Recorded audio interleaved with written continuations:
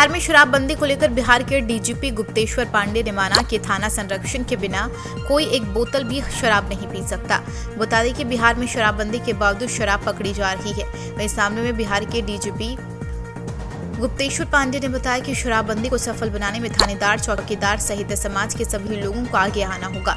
शराबबंदी को लेकर समाज के हर वर्ग तब के लोग जब शराब के खिलाफ सजग हो जाएंगे और जब सारे इस जिम्मेदारी समझेंगे तो उस दिन शराबबंदी पूरे बिहार के अंदर पूरी तरह से लागू हो जाएगी। क्योंकि शराबबंदी के लिए सबसे पहले लोगों को शराब के खिलाफ जागरूक होना जरूरी है। लोगों के जागरूक होते ही शराबबंदी पूरे तरह से पूरे राज्य के अंदर शराब की तस्करी बंद हो जाएगी।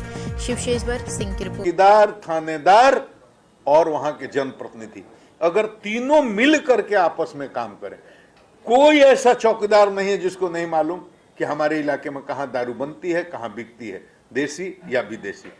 कोई भी थानेदार ऐसा नहीं है जिसको नहीं मालूम कि हमारे इलाके में कहां दारू चलती है, कहां बिकती है। और कोई भी जनप्रतिनिधि माने मुखिया, सरपंच, वार्ड मेंबर, ये तीनों को सब कुछ पता है। किस गांव में कौन दारू का बिजनेस करता है, कौन ले आता है, कौन बेचता है, कौन पीता है, कौन पिलाता है, सब कुछ इंफॉर्मेशन कहीं बाहर से ले आने की जरूरत नहीं है। केवल चौकीदार, थानेदार और स्थानीय जनप्रतिनिधि, मुखिया, सरपंच, वार्ड पार्षद, ये अगर एक साथ सामूहिक रूप से बैठ करके और आपस में तालमेल करके काम करना शुरू करेंगे तो एक ऐसा माहौल बनेगा, कहां से कोई ला पाएगा और कहां से कोई बेच पाएगा, ये बिल्कुल असंभव है। लेकिन कहीं ना कहीं किसी ना किसी का वेस्टेड इंटरेस्ट है, that is number 1। Number 2, coordination की कमी है, तीनों तालमेल में काम नहीं कर रहे हैं, ये हो गया। तो ये दो कारणों से असरदार तरीके से जिस तरह से ये कानून जमीन पर उतरना था उस तरह से संभवतः नहीं उतर पाया है। इसीलिए मैं जा करके लोगों से संवाद कर रहा हूं, लोगों को समझा रहा हूं।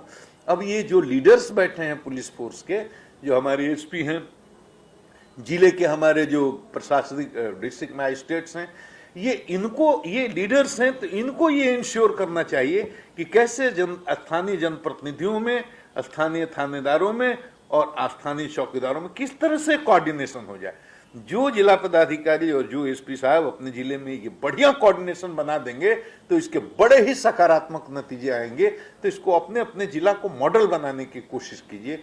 माननीय मुख्यमंत्री जी बड़े ही संवेदनशील हैं इस मुद्दे पर और हमेशा इसके बारे में जानकारी प्राप्त करते रहते हैं। बड़े रिकेटियर्स जो हैं, बड़े ऑपरेटर्स, उन पर प्रभावकारी ढंग से कार्रवाई नहीं हो रही है, इसको देखना है, या हो रही है तो बहुत कम हो रही है। पीएमएलए के प्रपोजल्स हैं, उसको देखना होगा, बनाना होगा ऐसे लोगों को।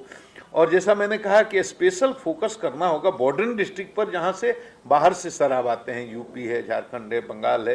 तो जो जो रूट्स हैं वो सब आपको मालूम है, उसमें कोई बताने की जरूरत नहीं है। और मैं ये कह रहा हूं फिर भी कि बिना लोगों के सपोर्ट के बड़ा मुश्किल है। तो लोगों को, जनप्रतिनिधियों को कॉन्फिडेंस में लीजिए, उनके साथ बैठक कीजिए। हमारे हो सकता है हमारे कुछ थानेदार, हमारे कुछ चौकीदार, हमारे कुछ जनप्रतिनिधि, उसमें 1-2% लोग हैं जिनका इसमें या तो इंटरेस्ट नहीं होगा या अदरवाइज इंटरेस्ट होगा। तो ऐसे लोगों को चिन्हित करके उन पर कार्रवाई करने की जरूरत है। हम लोगों ने 100 से अधिक ऐसे लोगों पर कार्रवाई की है, अपने लोगों को गिरफ्तार किया, मुकदमे किए हैं, जेल भेजा है।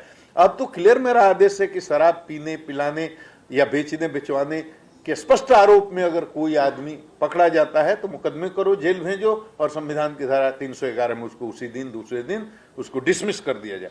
इतना कड़ा एक्शन हम लोगों ने लिया है, इसमें कोई कहने की। मैं ये चाहता हूं कि आईजी मद्य निषेध के डायरेक्ट उनके लीडरशिप में, उनके अधीन एक मद्य निषेध विभाग में स्पेशल इंटेलिजेंस कलेक्शन के लिए एक टीम बने। वो नहीं है, तो मैं गृह सचिव महोदय के सामने ये रखना चाहता हूं और इनके अनुमोदन से हम सब लोग कि एक इंटेलिजेंस, जैसे है हमारे एसटीएफ में इंटेलिजेंस की टीम है, एसएसबी जो पैरामिलिट्री फोर्स में जैसे काम करता है, एसएसबी की अपनी इंटेलिजेंस टीम होती है, बीएसएफ की अपनी टीम होती है, सीआरपी की अपनी टीम होती है, स्पेशल ब्रांच तो पूरा इंटेलिजेंस यूनिट ही है, आर्थिक अपराधी इनमें भी इंटेलिजेंस टीम होती है और हमारे जो और भी विंग्स हैं सब में होती है।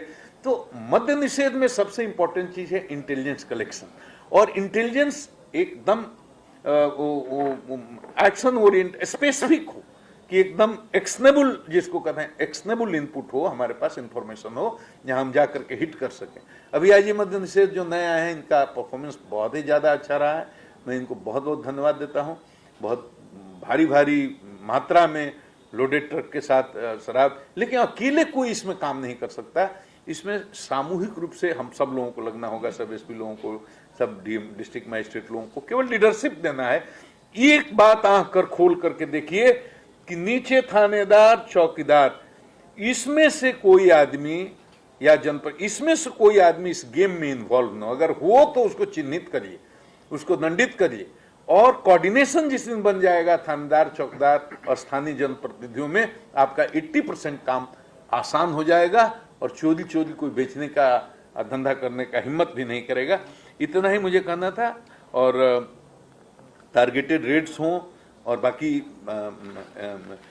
स्पेशल ब्रांच के एडीजी यूके उन्होंने विस्तार से कह दिया, इसमें कहने का ये नहीं है। लेकिन एक बात जान जाइए, ये आध्यात्मिक काम है, ये बड़ा पुण्य का काम है। शराब आदमी को बर्बाद करती है, समाज को बर्बाद करती है, देश को बर्बाद करती है, मनुष्यता खत्म कर देती है। मैं हृदय से इस मुहिम से जुड़ा हुआ हूँ, केवल ड्यूटी समझ कर मैं नहीं करता, मेरे हृदय के बहुत करीब है ये विषय।